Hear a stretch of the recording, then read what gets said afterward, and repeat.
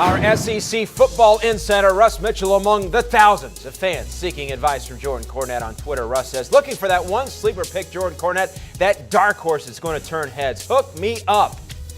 And that's how we get this thing started. Hi, everybody.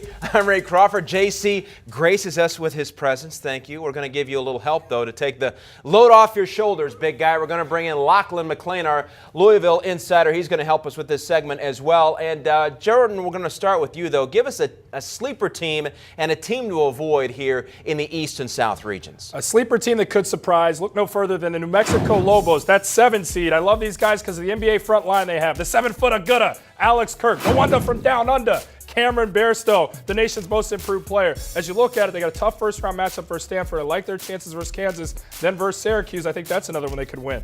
A team to avoid picking, Kansas, the 2 seed. The big fella Joel Embiid, you don't know his status. It's uncertain with that lower back injury. Progressing through a tournament, quick turnarounds, I question his ability. Will he be the guy that he was for the better part of the season? I don't know. Now let's take a look at the East. A team that I really like that could surprise is the 6 seed, North Carolina.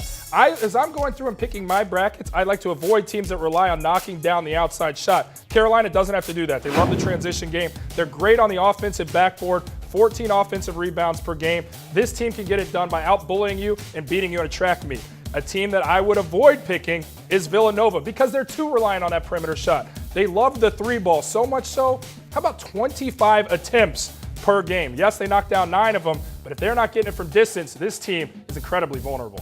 Yeah, I agree with you on Villanova, Jordan. No one who doesn't eat cheesesteaks believes in Nova at all. But I'm going to disagree on Carolina. The reason they don't have to hit the 3 is because they can't hit the 3. They have one player who can make an outside shot. If you can neutralize Marcus Page, then I think Carolina becomes very vulnerable. They can be very good, but we've seen them be very bad as well. I agree with you on New Mexico, though. I really like them as a sleeper in that South region.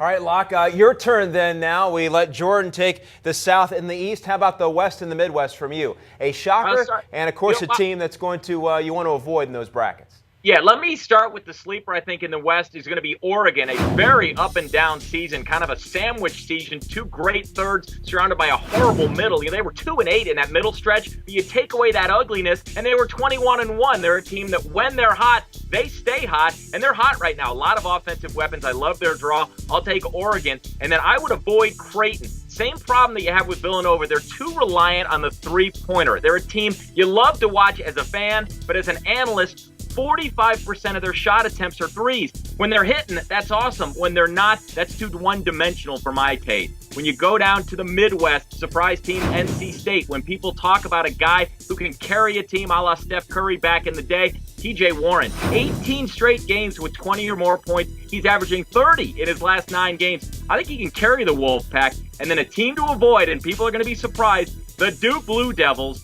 Duke's defense is not that good, not top 100 in defensive efficiency, but more importantly, they have been a tournament disappointment lately. People keep going back to the 90s. The Duke of recent history has lost to a worse seed in 8 of the last 10 tournaments, including 2 first-round losses. Mike Krzyzewski does not have the mojo he used to have. Avoid the Dookie.